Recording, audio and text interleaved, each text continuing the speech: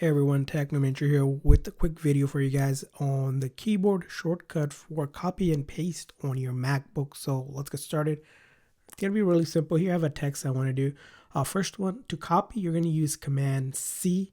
So Command and then plus C, and then to paste, Command V.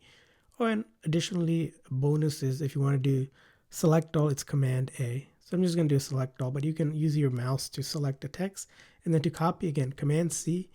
And then I'm going to go ahead and enter in a new line and then Command V to paste. Again, all I did was Command C and then Command V, paste. Really simple, easy.